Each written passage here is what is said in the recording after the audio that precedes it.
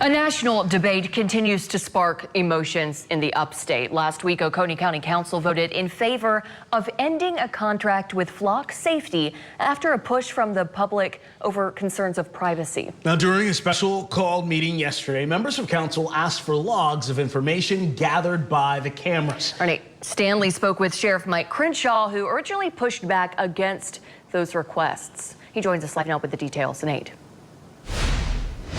These cameras are all over the upstate, including this one here behind me.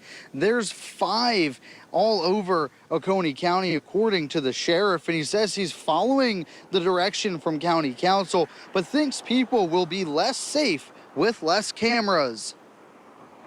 Mr. James, I'm sorry that you don't trust me. You know, I told you that we've done audit logs.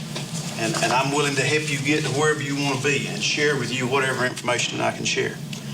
My reasoning, simply put, is trying to save the taxpayers some money. In Wednesday's Oconee County Council meeting, Councilman Thomas James raised concerns over a letter to Flock from the sheriff's office to end the county's contract effective immediately. Last week, the council had approved first reading on that motion, but it still needs third and final approval from council. It raises suspicion for me on why we would act so quick to do that when it hasn't even passed.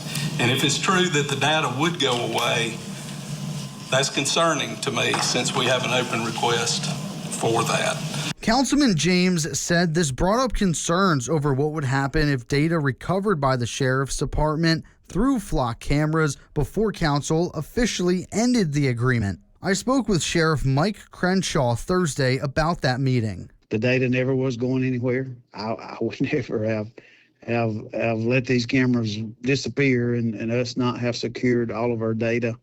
That data has been secured. He says the council's request to have all that data unredacted and public would have put investigations at risk. The original motion, was amended to those closed cases, and I shared with them that I can work with that. I've got no problem with that. He says that could take a lot of man hours. We'll go through each case individually.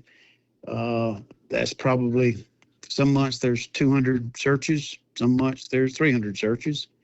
But we will have to go through each search and determine if that case is active or if it's cleared. If it's cleared, we'll certainly turn that information over to them. I also asked the sheriff what would happen if there were less cameras or more regulations, and point blank, he told me people would be less safe. Moving forward, he says he wants to work with county council to find opportunities to use the cameras and limit any misuse. As always, you get the very latest as this develops on WIFF4.com and here on air. Nigel and Sydney, back to you.